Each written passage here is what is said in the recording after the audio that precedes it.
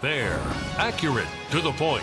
The 5:30 news on KPAX starts right now. Good evening, I'm Mike Powers. We have breaking news to report tonight. A child has been pulled from a house and rushed to the hospital just a short time ago. This after a house up the Rattlesnake in Missoula was covered by an avalanche that roared down Mount Jumbo about 4:15 this afternoon. Now, MTN's Jill Valley is on the scene on the 900 block of Holly Street. She reports that neighbors have been frantically digging the snow off the house to see if anyone else was inside. Witnesses say it was a two-story home. Rescuers from both Missoula County as well as the Missoula Police Department have been clearing debris from the house, trying to get inside. Witnesses say the home has extensive damage and that several people were able to get out. Our Jill Valley is now live from the scene, and she joins us with the very latest. Jill, you were up there. It has been quite the sight. Tell us what you know. Mike, in my 20 years, I've never seen anything more incredible than this. When we finally got to the scene, neighbors were running up the street full bore with their own shovels just to help, and the law enforcement were letting them do that in a desperate search for anybody who may have been trapped under that slide. When I got there, there were bits of tree and bits of house strewn across the road. They were using probes to try to find anybody who may be trapped. Those who had to evacuate were still wrapped in their blankets. One guy still had his dinner because he was told to get out. The slide actually clipped a neighboring building, and I'm told it took out the laundry room. You can kind of smell the smell of propane, natural gas rather, in the area because apparently maybe one of those lines had been damaged. I talked to a man who was actually driving by the moment the slide came down the hill. It clipped his car and broke his side window. He is okay. And as the probes were being used to try to find this missing person, they finally did. They called in a backboard. They brought the victim into the ambulance where they were administering oxygen, and all the bystanders were cheering and hoping for the best for this victim. And they're continuing to look for more. This is just amazing. The weather is not helping. Folks, though, are doing an incredible job of trying to help these people who've been displaced and help the victims who may still be trapped under the snow. And Jill, you said you were right there when that child, the Missoula County Sheriff's Department has confirmed it is a child that was pulled from the rubble, if you will. Yeah. Describe again what you saw.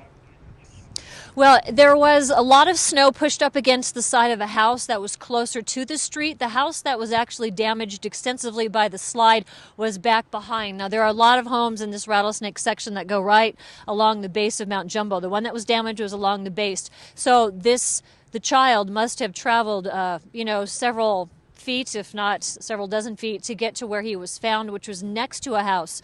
They apparently thought they saw clothing. They continued to probe and dig, and they called for the backboard. It took some digging before they could finally pull the child out and then rushed him to the ambulance. You know, part of it's logistics. This whole place is filled with emergency vehicles and people who live here, and the roads are terrible and the wind is awful, so trying to get him out into the hospital as fast as possible was kind of a logistical nightmare, but they were prepared. They were ready. They had the roads cleared, knowing that if they found a victim, they needed to get him out of there as fast as possible to get some help. And I know that Dennis Bragg is there, and he saw a lot of that traffic going up there. Why don't you bring him in right now, and we can find out what Dennis saw as he arrived on the scene. So your thoughts and impressions as you arrived here, Dennis? Boy, I tell you couldn't ask for a worse place for this to happen this time of the day, because we've got these very strong east winds coming through. It's whiteout conditions up here. And, of course, with all of the emergency crews trying to come up Van Buren and then getting up in here in the Rattlesnake has just been a nightmare. The entire neighborhood has been choked. Right now, the traffic is closed off at Cherry and Van Buren down there. They're trying to detour people off through the other neighborhoods to the west toward Greenhow Park. And so they'll be out of that area for right now.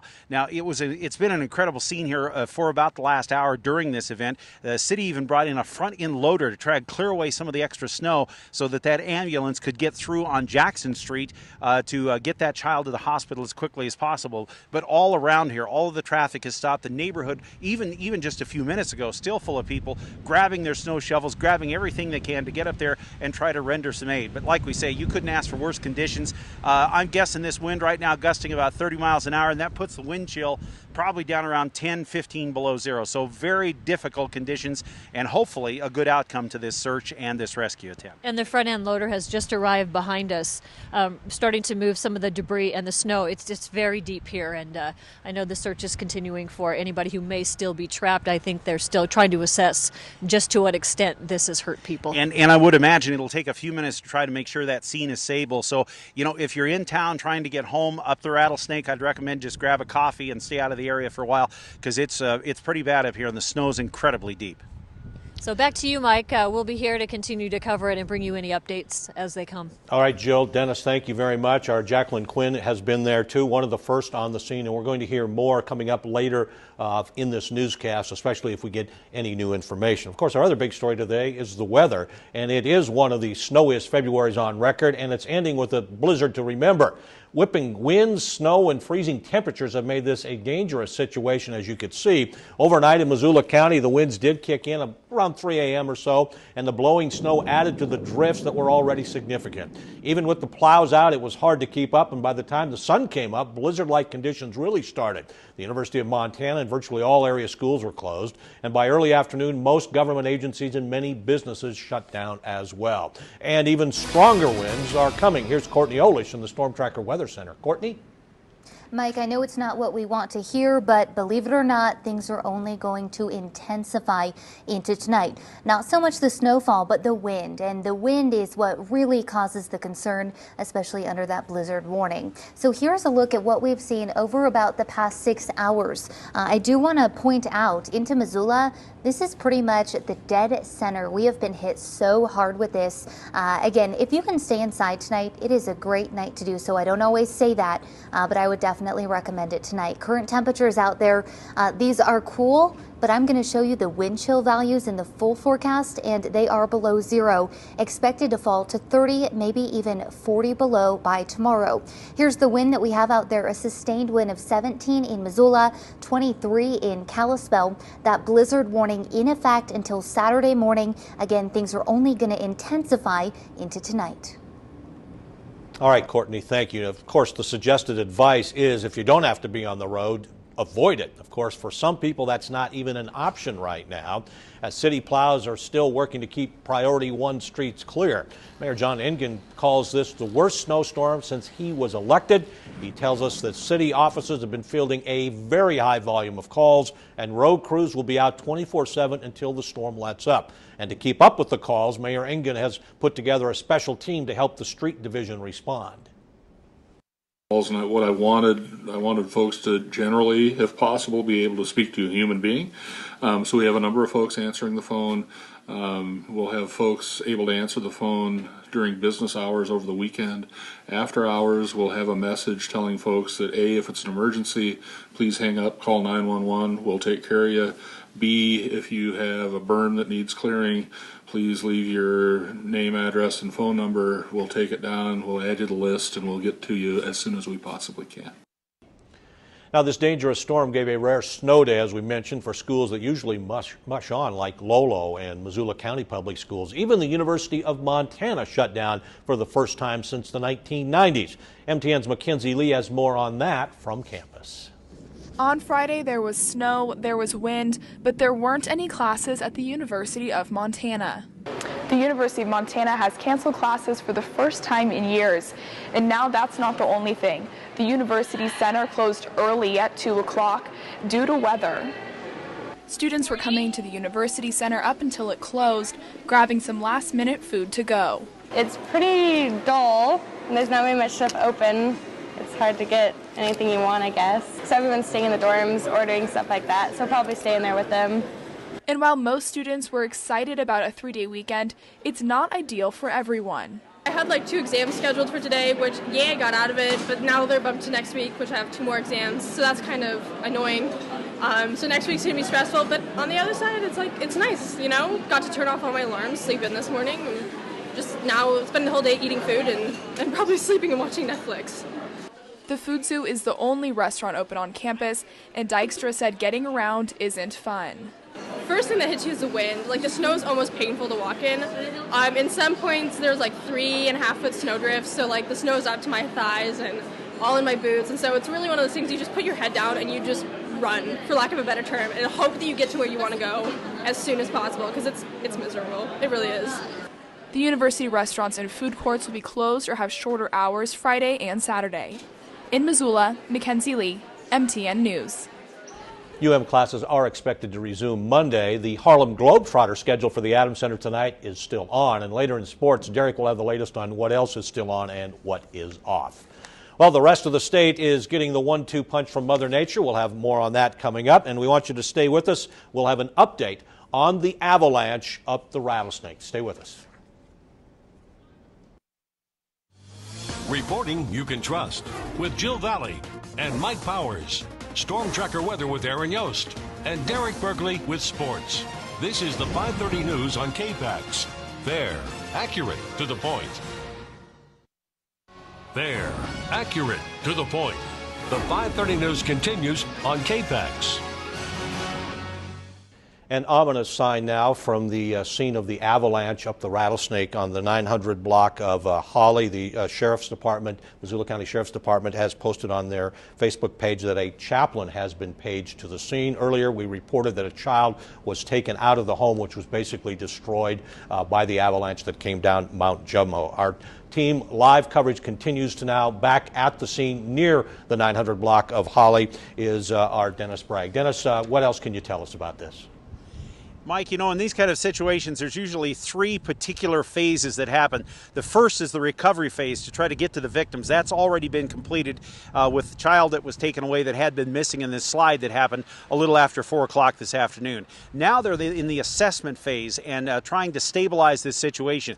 As we mentioned a few minutes ago, they brought in a big front-end loader up here trying to work and see what the scene is like. This slide, Jill and I were trying to figure out how far down the mountain is. I would say at least a couple hundred feet, maybe more, that it came down off the side of Mount Jumbo. So they got to make sure that that situation is stabilized, and they'll have to assess that. That's going to be a tough call right now because of these blowing and terrible conditions that we have. Now, if you live in the Rattlesnake and you're trying to get home, they are detouring traffic up through Green Isle Park and on the west side of Rattlesnake Creek. But again, all of these side areas here, very tight, big piles of snow, and traffic is just really hard.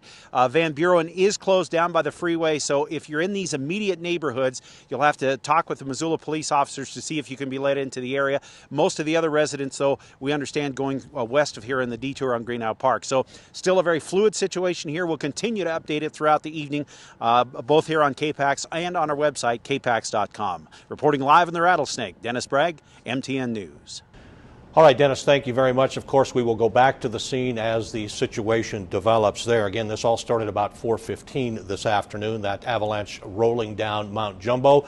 And as of right now, we only know that there is one victim. A child, was taken to the hospital. We're going to talk more about our weather coming up next. Very dangerous weather is going to continue. Our Courtney Olish will have that when we come back right here on MTN.